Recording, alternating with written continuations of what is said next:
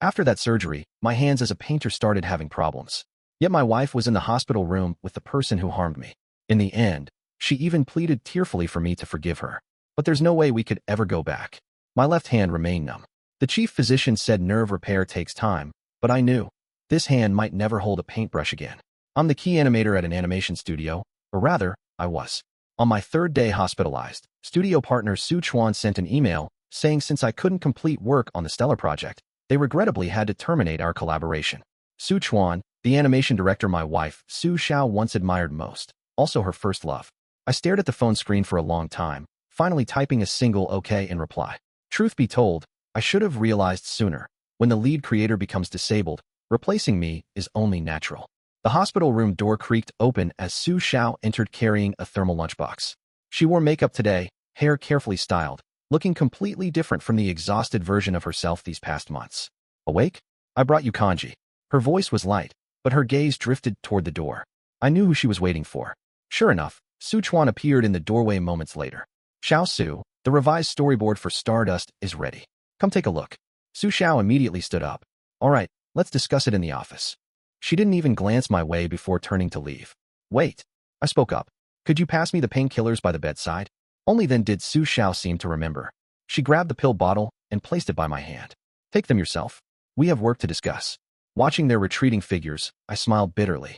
Since my hospitalization, Su Xiao had visited daily, but never stayed beyond 10 minutes. She always claimed work commitments, yet departed each time with Su Chuan. After 3 years of marriage, I thought I knew her well. Only when Su Chuan reappeared in her life did I realize what a laughable substitute I'd been. Just then, my phone rang, my university mentor. Xiao Qi, I heard you're injured? What exactly happened? I briefly explained about the surgery. After a moment of silence, my mentor said, there's an opportunity here. A top-tier animation studio in Country C is recruiting key animators for a 2-year contract. I can recommend you if you're interested. I gripped my phone tighter. Professor, but my hand. Don't reject it outright. Their neurology department is renowned. It might help your recovery. Besides, a change of scenery could do you good. Thank you, Professor. I asked, could I have a few days to consider? Hanging up, I stared blankly out the window. A month ago, our studio was racing against the final deadline for Starl. That night, I stayed up revising the storyboards, planning to show them to Su Chuan the next day. But when I entered the office, I heard arguing coming from the conference room. Unacceptable. These storyboards completely derail my creative vision. Su Chuan's voice boomed. At this amateur level, I might as well draw them myself. Brother Chuan, calm down. Su Xiao's voice intervened. Xiao Qi really tried his best. Effort. How dare he present such subpar work? I pushed open the door and saw Su Chuan throwing my storyboard notebook onto the floor. Su Xiao stood nearby, hesitant to speak. Director Su, we can have a proper discussion about any issues, I said as I walked over to pick up the notebook. Su Chuan sneered. Discussion? Do you think you're qualified to discuss anything with me? If it weren't for Xiao Su's sake, do you honestly believe someone of your caliber could work on my project? I clenched my fists. Fine. Since Director Su thinks I'm unworthy, I'll withdraw. As I turned to leave, Su Chuan shouted, Stop. Leave the storyboard. It's company property. I turned back and threw the notebook onto the table. Unexpectedly, the notebook slid to the edge and knocked over a coffee cup nearby. Scalding coffee splashed onto Su Chuan's hand. He cried out in shock and stumbled backward, colliding with the equipment rack behind him. I instinctively rushed to steady the shaking rack, but didn't anticipate the monitor atop it plummeting straight down. When I opened my eyes again, I was lying on a hospital bed. The attending physician said that the nerves in my left hand were damaged, and if I hadn't had timely surgery, I might have completely lost sensation. Yet, during the time I was unconscious, Su Xiao had been taking care of Su Chuan's burns.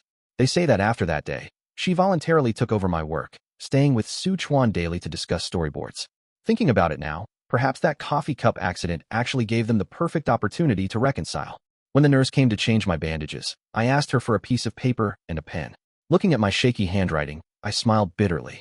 What I used to take the most pride in was my drawing skills, but now I can't even write properly.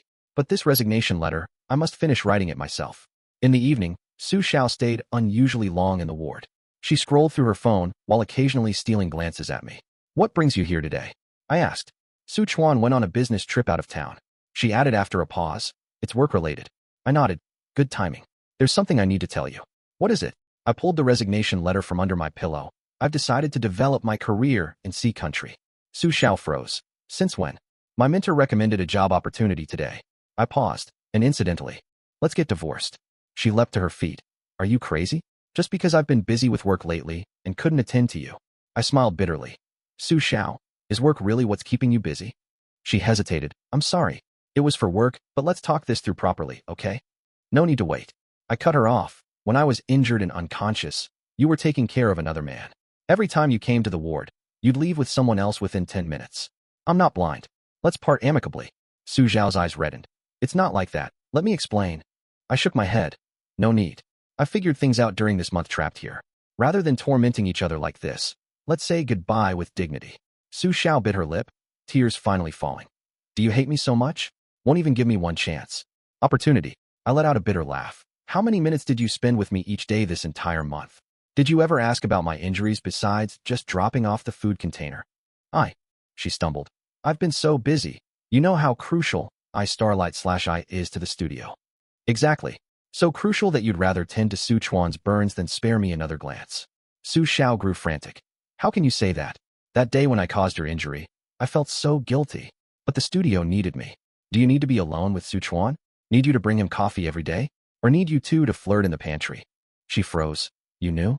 The whole studio knew. Everyone except me. I said calmly. I was just deceiving myself all along. At that moment, Su Xiao's phone rang. She glanced at it, a message from Su Chuan. I noticed her fingers subconsciously wanted to open it, but she forced herself not to. Pretending to be composed, I said, don't keep him waiting too long. Su Xiao's tears fell harder. I'm sorry, I admit I still have feelings for him. But Xiaogi, I truly loved you too. Those 3 years. I interrupted her. Enough, I don't want to hear it. I took out a document from the bedside table. I've already drafted the divorce papers. See if there's anything to change. Su Xiao took the document but hesitated to open it. Could we have some time?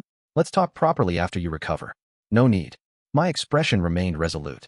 I'm being discharged the day after tomorrow and going straight there. The flight's already booked. She looked at me in surprise. Your hand. The doctors there said I can work while receiving treatment. After a long silence, Su Xiao suddenly asked, had you planned this long ago? I smiled sarcastically. Since the day I saw you embracing Su Chuan in the conference room. Her face instantly turned deathly pale. You saw? I did. I said. I'd just come out of surgery that day. The nurse said you'd come. I thought you'd finally remembered to visit me, then. Su Xiao covered her face. I'm sorry, I was too devastated that day. Su Chuan said he wanted to abandon the stars. I lost control of my emotions momentarily. So you threw yourself into his embrace? What a splendid justification. I maintained a smiling face. She grabbed my hand agitatedly. No, I was just. I struggled violently free. If you keep this up, I'll genuinely start reconsidering things. Hearing this, she immediately threw my arm away. I chuckled softly. Exactly as expected. At that moment, the ward door swung open. Su Chuan stood at the doorway, his complexion unpleasant. Xiao Su still here so late. Su Xiao hurriedly wiped her tears. Brother Chuan, didn't you go out of town? Su Chuan stepped inside, delivering meaningful words. The trip was cancelled unexpectedly. Seems I returned at just the right moment. I watched the scene coldly. For 3 years, every time Su Xiao saw Su Chuan, her eyes contained unconcealed radiance. I spoke up. Perfect timing. Saves me another trip to the studio. This is my resignation letter. Su Chuan took the letter, quickly scanned it. To country C? He looked at Su Xiao meaningfully. Seems like someone's about to become a resentful wife. Su Xiao's face flushed crimson. Brother Chuan. I felt nauseous and dry-heaved, retching once. Su Chuan's expression darkened. What do you mean by that? I steadied myself. Nothing. Just reminding you not to betray the woman willing to abandon everything for you. You. Su Chuan clenched his fists. Su Xiao hurriedly pulled at him. Brother Chuan, don't be angry. Xiao Qi is a patient. I smiled. Look, you still care so much about him. Su Xiao's hand froze, tears welling up again. Su Chuan wrapped his arm around her shoulder. Let's go. Don't bother with sore losers. Watching their retreating figures, I closed my eyes, feeling an unprecedented calmness in my heart. Early the next morning, I completed the hospital discharge procedures. While packing at home, I noticed the painting supplies in the study remained exactly as they were. Even the pencils in the pen holder lay untouched. It seems Su Xiao had indeed rarely returned home this past month. I was about to pack the painting supplies when I noticed an envelope tucked deep in the shelf. Opening it, I found our wedding photos. Su Xiao in the pictures smiled so radiantly, making it hard to believe she'd been harboring feelings for someone else. The doorbell rang. I opened it to find Su Xiao. Her swollen, bloodshot eyes suggested she hadn't slept all night. I came to get my things, she said. I stepped aside to let her in. Take whatever you need. I'll be leaving soon anyway. Su Xiao wandered through the rooms before stopping at the study door. Your painting supplies. Throw them away. They're useless now. She whirled around. Must you be like this? I remained silent, continuing to pack. She approached me. Xiao Qi, can't we really try again? I could quit my job, leave the studio. I looked up at her, and then spend every day staring at this crippled hand while thinking of Su Chuan. Cutting her off, I said, Su Xiao, you know me. I can handle losing, but I can't handle betrayal after betrayal. She bit her lip. But, I gently pushed her away. There's no but. Who you truly love, you know in your heart. Let's part on good terms. Don't make our last memories ugly too. As the plane took off, I watched the city gradually shrinking below the window, feeling surprisingly calm inside. Life in Country C turned out to be more fulfilling than I expected. Senior colleagues at the studio were all very supportive, especially Zhao Shui, who mentored me. Not only did she help me contact the best neurologist, but she often accompanied me to rehabilitation sessions. She said, your hand has a unique sensitivity.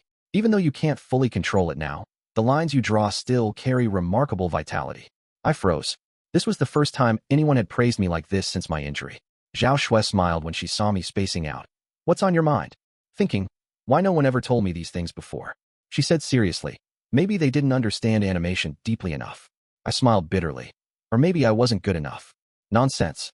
She flipped open my sketchbook. Look at these storyboards, ingeniously composed, emotionally nuanced. This level of skill is rare in the industry. I didn't speak. These storyboards were all drawn during my time on the Stellar Project. Back then, Su Chuan called them childish, amateurish, not worth mentioning. Zhao Shui seemed to sense my emotions and said softly, good works don't need others' validation. They are their own best proof. Looking at her gentle profile, warmth blossomed in my heart. Here, I didn't need to prove anything, nor curry favor with anyone. I just needed to be myself. 2 years isn't exactly long, but it's not short either. My left hand gradually recovered with Zhao Shui's assistance.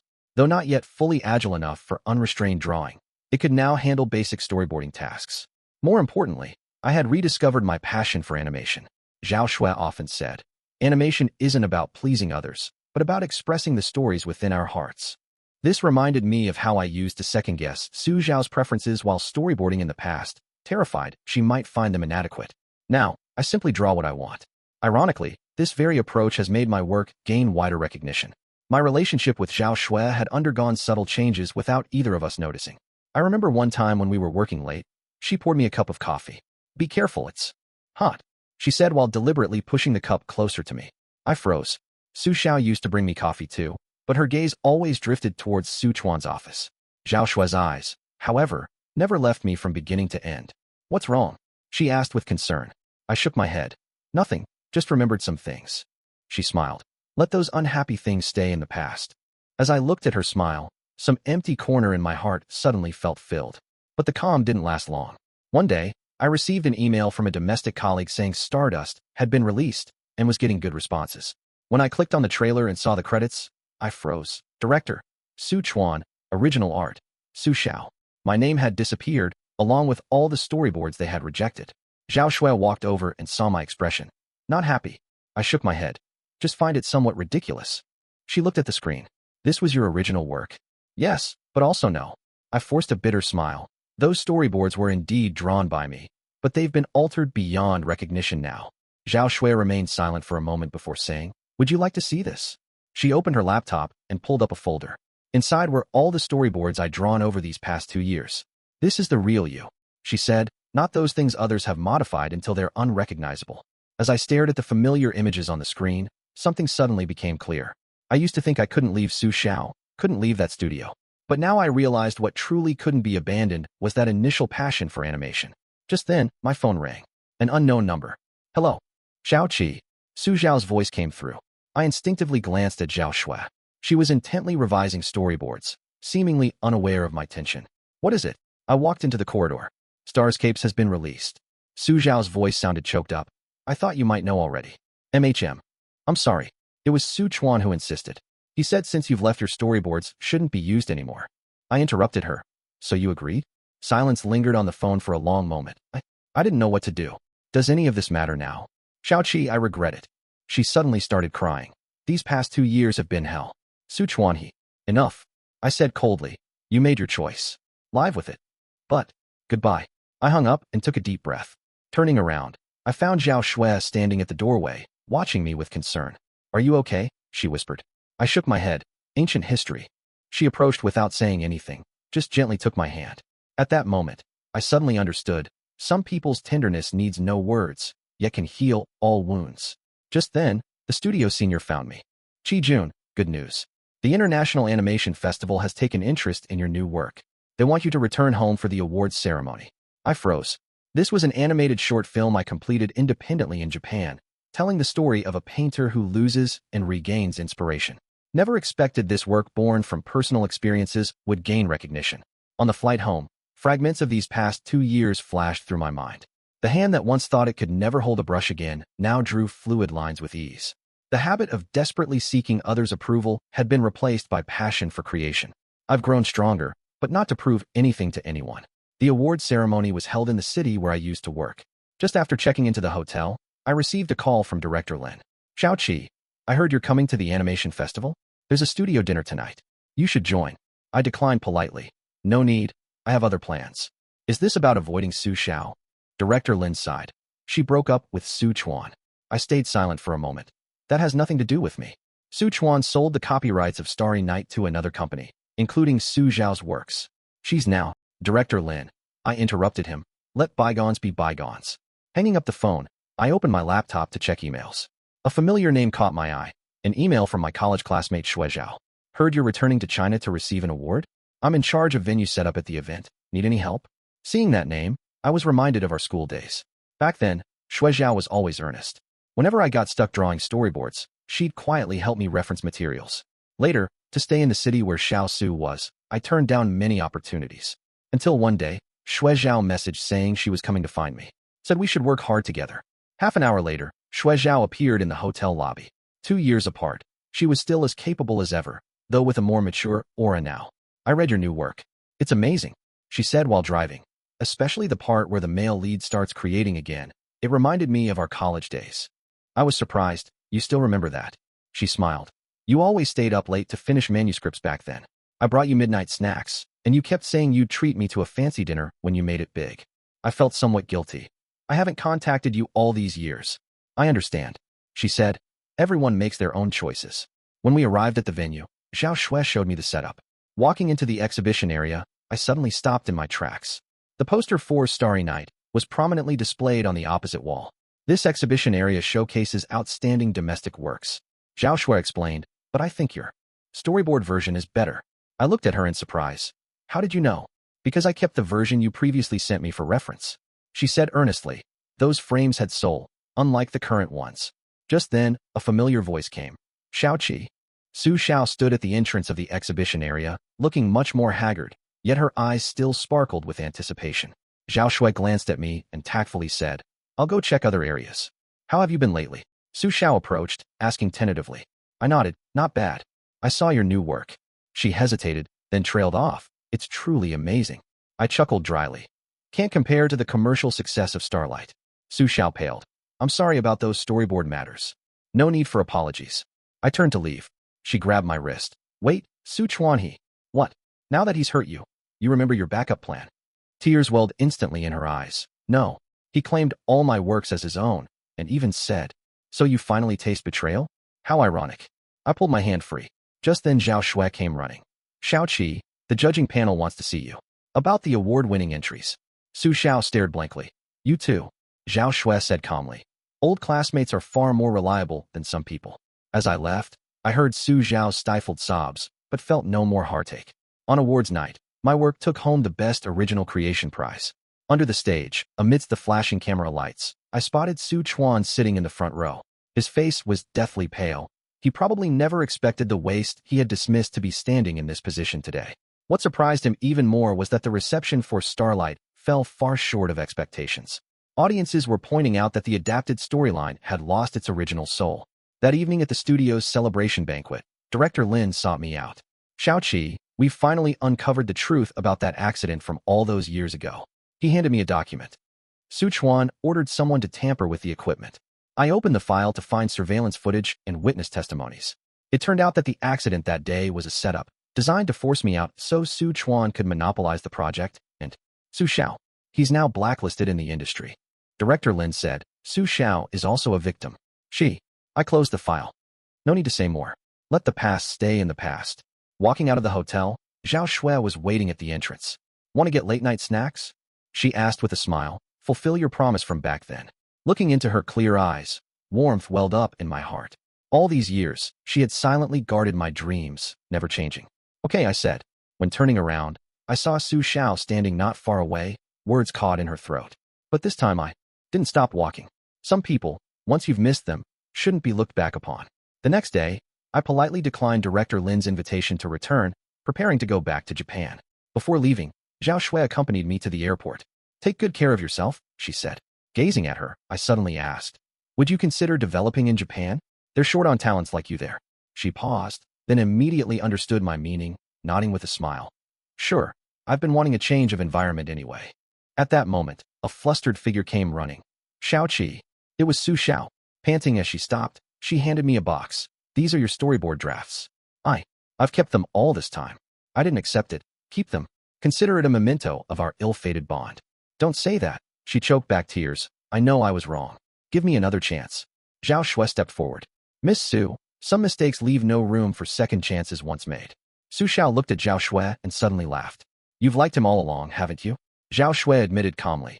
Yes, since university. But unlike some, I'd never harm him for the sake of an ex. Su Xiao turned deathly pale. What do you mean? How did Su Chuan know every detail of Xiaoqi's storyboards? Zhao Shui said coldly. Who secretly gave his creative notes to Su Chuan?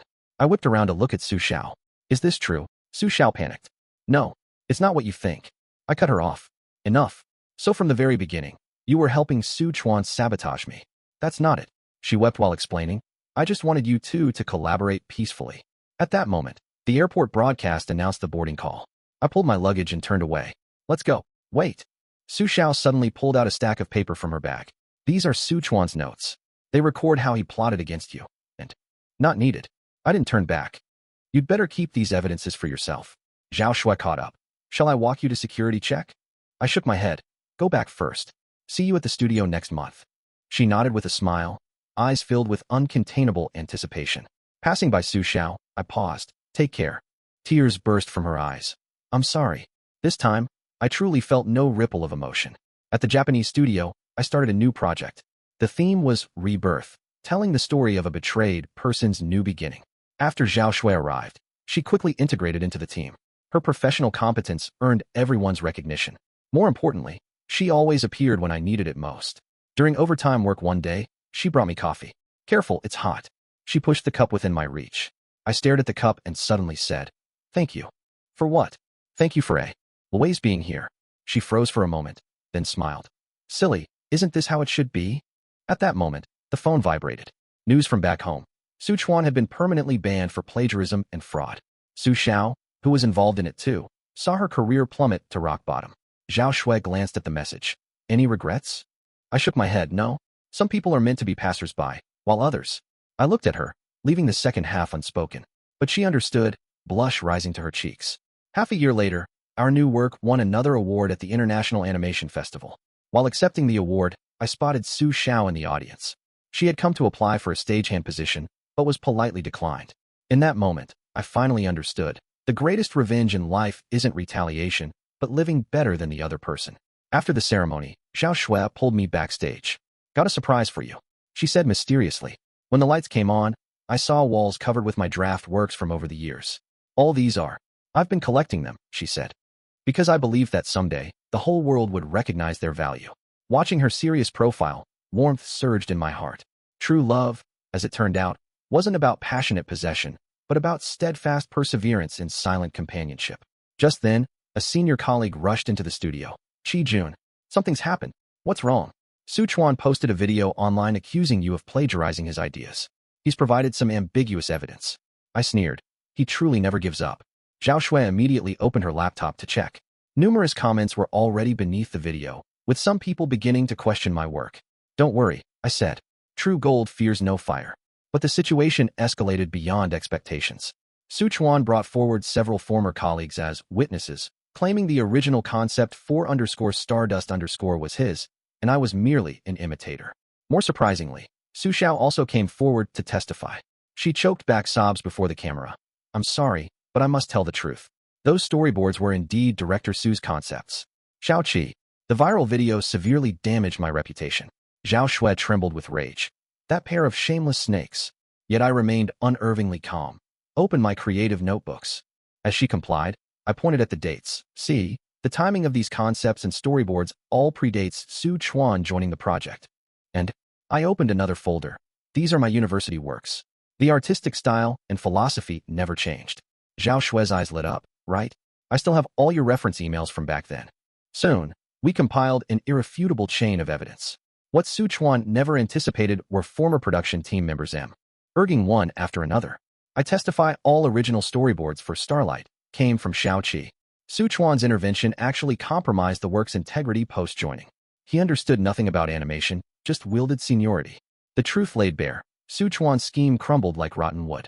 And Su Xiao, because of committing perjury, completely lost the chance to establish herself in the industry. That night, she texted me. I'm sorry, I was forced to. I directly deleted it without replying. Some people won't even grant you basic decency in the end. The next day, Zhao Shui rushed over excitedly. Guess what I discovered? She opened her laptop and pulled up a surveillance footage. The video revealed that Su Chuan not only orchestrated the accident back then, but also attempted to steal all my creative materials during my hospitalization. But he failed, Zhao Shui said triumphantly. Because I backed up your materials in advance. I froze. You already back then. She lowered her head. I always felt your works were precious, couldn't bear to see others ruin them. Seeing her reddened ear tips, warmth surged in my heart. Turns out during my lowest moments, someone had been quietly protecting me all along. At this moment, senior colleagues from the studio flooded in. Qi-jun, we've decided to nominate you as chief director. The new project will also be placed entirely under your authority. You'll have to mentor us from now on. Looking at these sincere, smiling faces, then at Zhao Shui who was equally thrilled beside me, I suddenly realized. Some people leave to encounter better lives. 1 year later, Zhao Shui and my new work, Rebirth, had its global premiere, achieving unprecedented success. At the premiere, I saw an unexpected person, Director Lin, here to see my most accomplished student. He said with a smile, and to share some news. It turned out Su Chuan faced not only industry blacklisting for fraud and plagiarism, but also massive compensation demands.